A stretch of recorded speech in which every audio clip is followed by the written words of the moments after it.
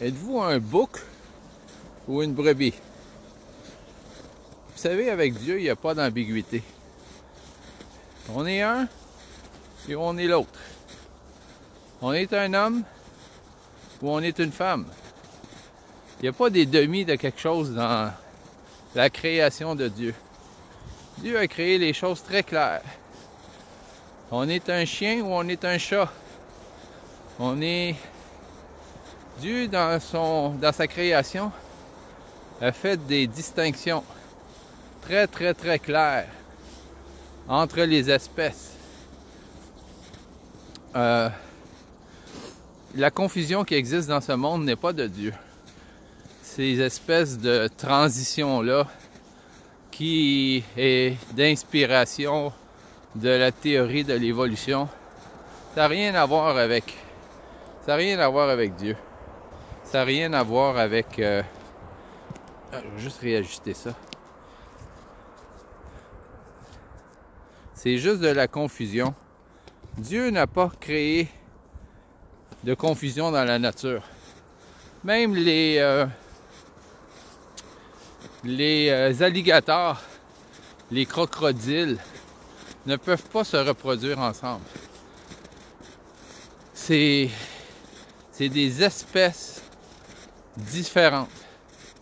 Et Dieu a créé chaque espèce unique et sacrée. Les espèces sont sacrées, ils ne peuvent pas se mélanger. Il n'y a pas des demi de quelque chose dans la nature. C'est pourquoi l'évolution, ça n'a aucun sens sur le point de vue naturel, sur le point de vue biologique, sur le point de vue scientifique. Comment cette théorie a pu prendre tant de place, ça dépasse l'entendement. Parce que la transition, les espèces en transition n'existent pas. Il n'y a pas d'espèce qui passe d'une espèce à une autre espèce, c'est impossible. Si une espèce tente de se reproduire avec une autre espèce, ce qui est possible, ils sont stériles.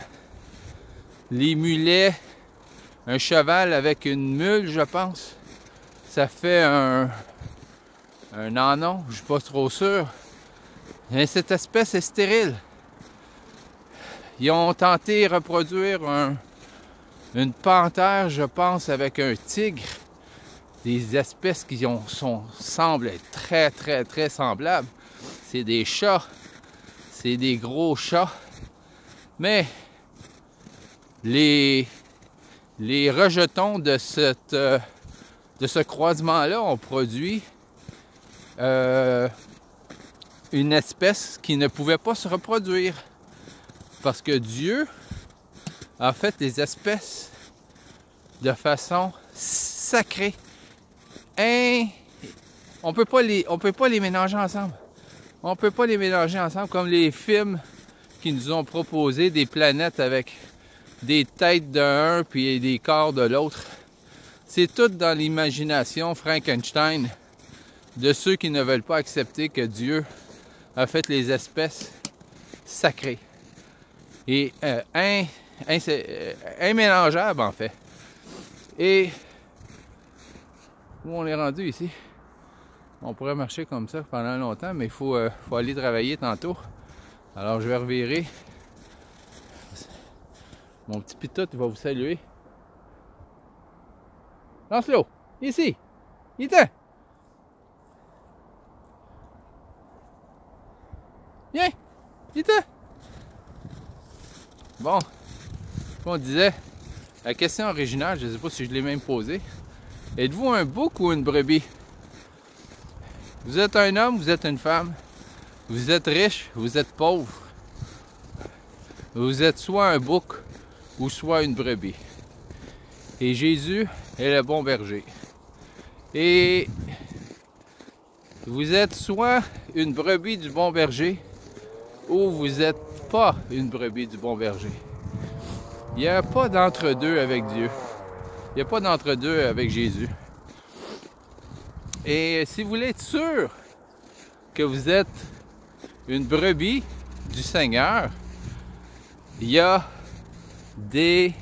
une description de qu'est-ce qu'une brebis du Seigneur dans Matthieu 25, versets 32 à 45. Il y a les descriptions des boucs et il y a la description des brebis. C'est un checklist. C'est un checklist et c'est un checklist très important. Très important. Voyez-vous, la parabole des boucs et des brebis de Jésus dans Matthieu 25 est la dernière parabole que Jésus a racontée avant d'être crucifié, avant son arrestation. Parce qu'au chapitre 26, c'est là que la nuit de l'arrestation a eu lieu. Ensuite, les interrogatoires passés au tribunal, si tu veux, de Ponce Pilate et tous les autres. Donc, le dernier enseignement de Jésus, dernier dans Matthieu, est la parabole des boucs et des brebis.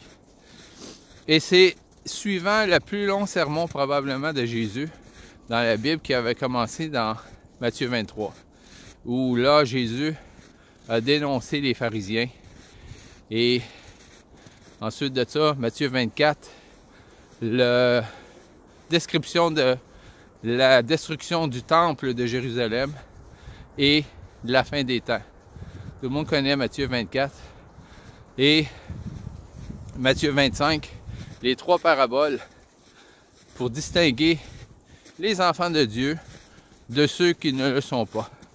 Ceux qui seront sauvés et ceux qui ne le seront pas.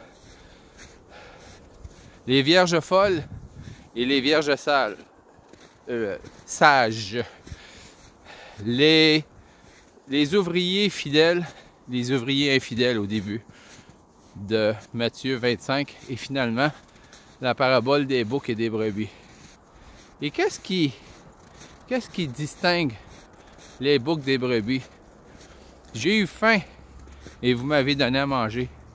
J'ai eu soif et vous m'avez donné à boire, etc.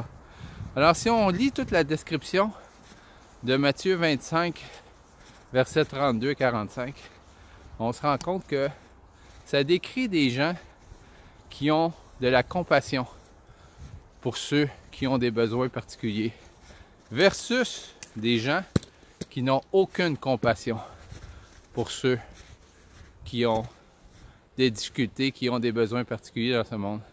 Donc, une des caractéristiques d'une brebis du Seigneur est que la brebis a un cœur qui a été renouvelé, qui a de la compassion pour les autres. Si le cœur est dur, si le cœur est insensible, si le cœur est non